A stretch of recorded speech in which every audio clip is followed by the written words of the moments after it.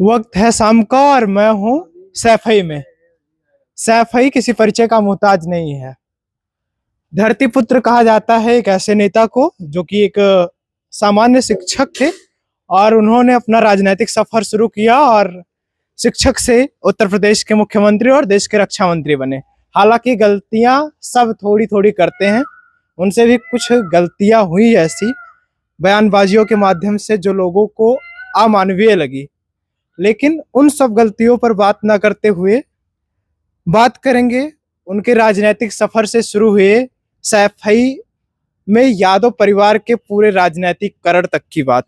कई सारे लोग हैं सैफई में। मुलायम सिंह यादव जी के छोटे भाई अभय राम यादव जी के घर पर मौजूद हूँ और कई सारे लोग हमारे साथ मौजूद हैं। इन सब से बात करके जानने का प्रयास करते हैं कि समाजवादी पार्टी कितनी मजबूत है। हाँ, सारे कार्यकर्ताओं से जानने का प्रयास करते हैं।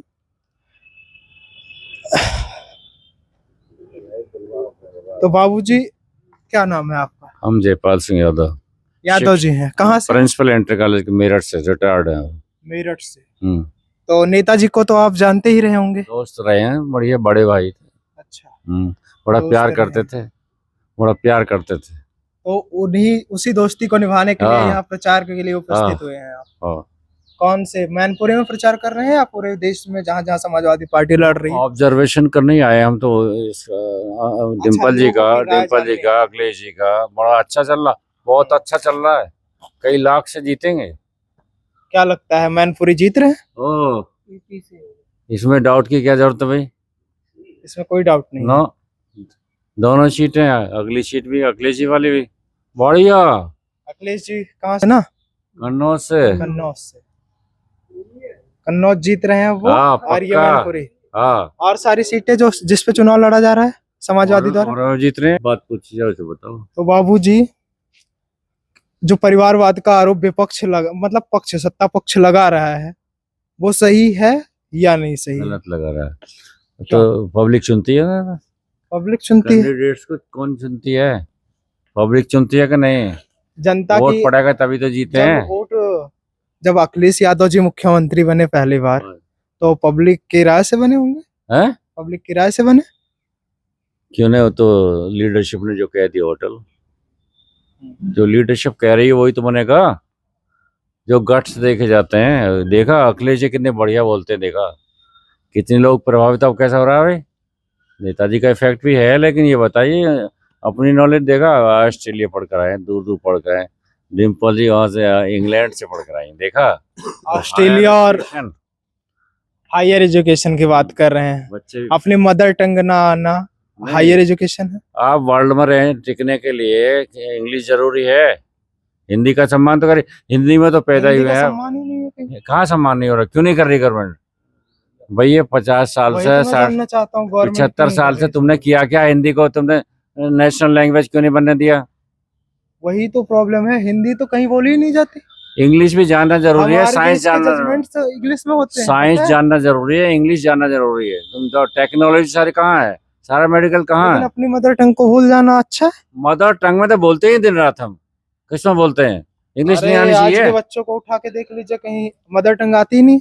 नहीं, ये गलत सोच है आपका।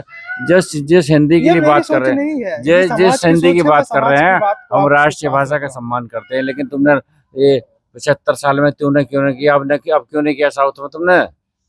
हम लोग हिंदी बोलते हैं ज्यादातर, 90%।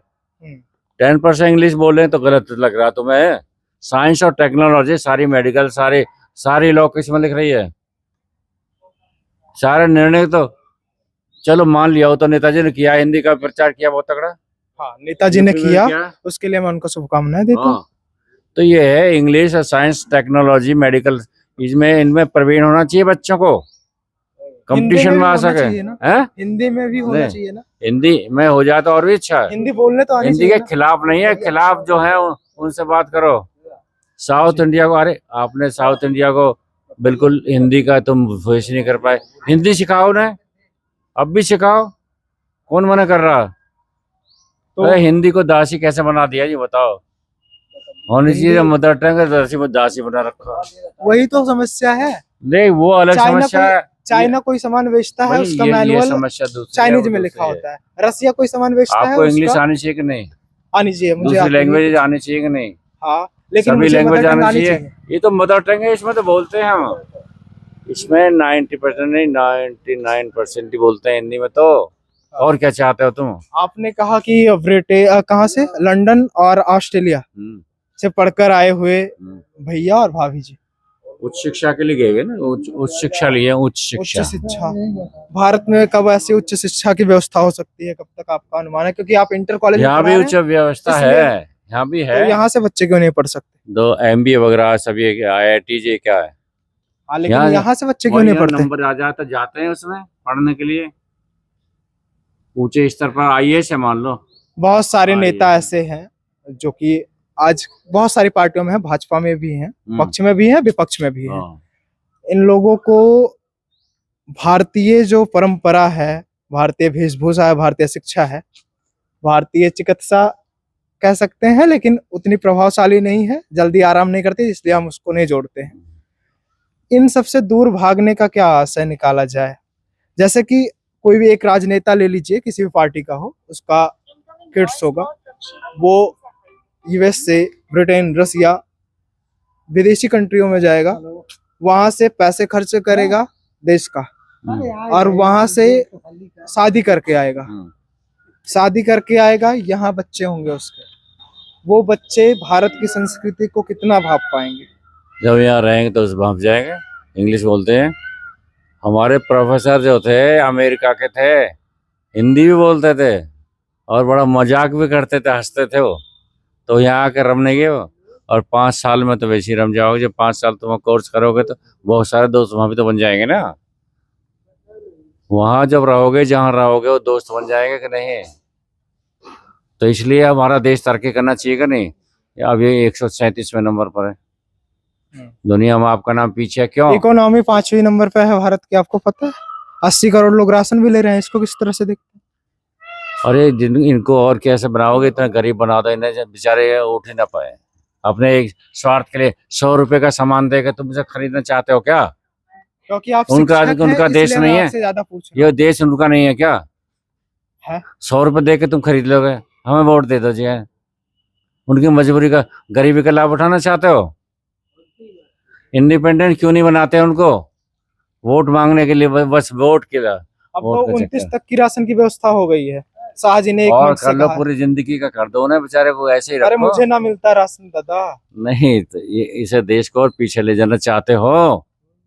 आज तुम तो विश्व गुरु बनने की बात कर रहे थे। क्यों क्यों क्या हुआ विश्व गुरु का? क्यों विपक्ष सही से आवाज नहीं उठा पा रहा है इस विषय? हाँ तो संगठित हो चुके हैं, संगठित हो चुके हैं, देखा? अब विपक्ष सही से आवाज उठाएगा, अनुमानता है, आपको यह लगता है? क्यों नहीं? अरे हम बहुत ज्यादा देशभक्त हैं, आप क्या समझ रहे हो? सारा अन्न हम ही तो उगा रहे हैं, किसान उगा रहे हैं कि नहीं? आप उसका उचित मूल्य दे रहे हैं कि कहीं दे रहे हैं? जो हमने 20 रुपए किलो जो गेहूं बेचा है, वो आपका बिस्कुट बन गया 50 रुपए, नहीं 100 रुपए किलो, 200 रुपए किलो। हमारे तो है वो। हम पे मशीनें नहीं है, हम फला चीज नहीं कर सकते।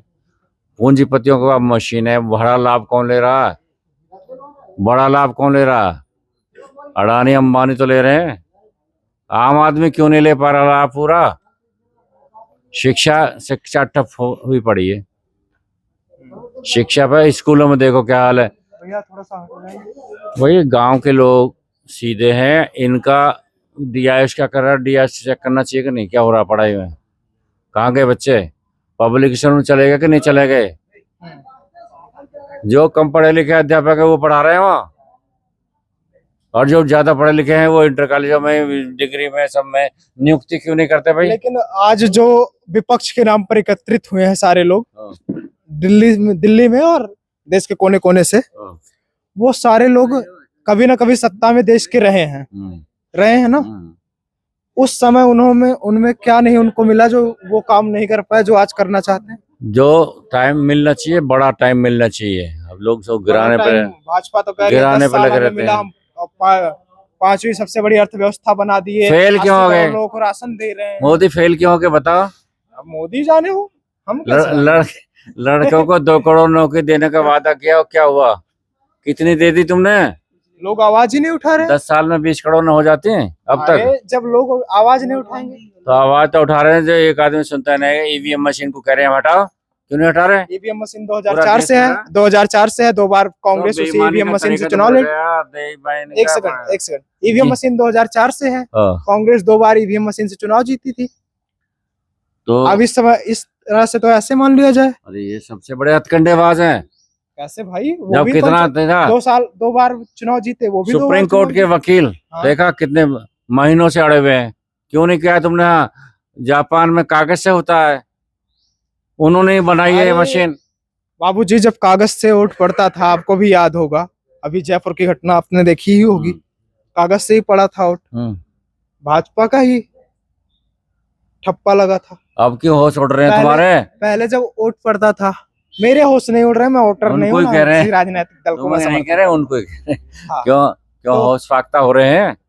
हाँ। 2 चरणों का मतदान देखा कितने बढ़िया आ रहा। जब से कागज से वोट पड़ते थे तो पेटियां चुरा ली जाती थी, दंगाइयों द्वारा, माफियों द्वारा कब्जा कर लिया जाता था। इस विषय को किस प्रकार से देखते हैं? अब कुछ नहीं हो रहा। अरे जब इलाका में पूरा वोट हमारा है तो हो जाओ रिजल्ट के बाद दूसरे का, ये क्या मतलब है? जब पब्लिक कह रही है हम जीत रहे हैं, हम जीत रहे हैं, हम जीत रहे हैं, जब रिजल्ट देखते हैं उल्टा हो जाता है। पब्लिक तो हमसे भी कह रही है कि वो जीत रहे हैं, वो जीत रहे हैं, लेकिन हम लोग अब 4 जून तक इंतजार करेंगे। हो जाता है कौन जीत रहा है, पब्लिक को हो जाता है। अनुमान तुम्हें नहीं होता कौन जीत सकता है? हमें तो अनुमान हो जाता है, लेकिन हम काहे बताएं अनुमान हो गया। आप लोग पार्टी के लोग हैं, आप लोग बताएंगे। अरे सब बेईमानी, तेरा ही असर है, ये हो रहा देश में।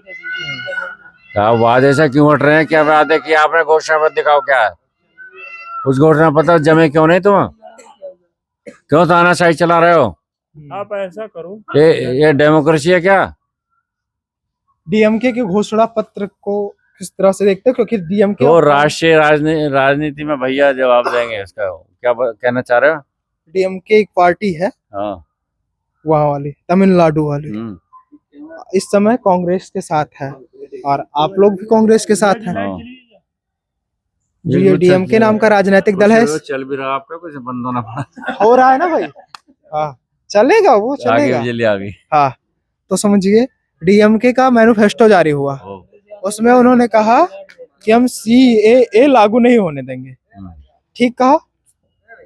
फिर ये राष्ट्रीय राजनीति हमारी जो है भैया, जो है उसका राष्ट्रीय स्तर पर जवाब बाबूजी पहले सुनिए तो। फिर उन्होंने कहा कि हम श्रीलंका से आए हुए शरणार्थियों को भारत देश की नागरिकता देंगे। अब मुझे आज तक नहीं समझ में आया वो घोषणा पत्र गलत माना जाए या सही माना जाए।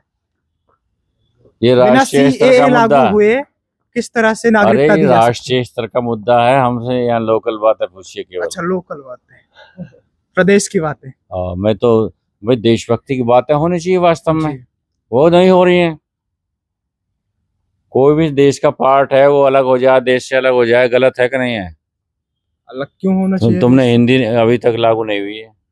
हिंदी लागू करवाइए। साउथ इंडिया में भी लागू, बस प्यार से जाओगे जब हो जाएगी लागू। लागू तो है, सब जानते हैं हिंदी जानते हैं, मातृभाषा, राष्ट्रीय भाषा हमारी, सब जानते हैं।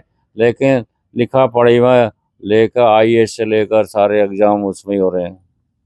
क्योंकि आप दावा कर रहे हैं कि हम जीत रहे हैं। हाँ। तो इसलिए हम आपको कहना चाहते हैं, जब आपके लोग संसद में प्रतिनिधित्व करने जाएं हम लोगों का, तो ये बताएं संसद में कि इस देश में जो फैसले होते हैं, जैसे हम हैं और ये साहब हैं, ये अपराधी हैं या हम अपराधी हैं?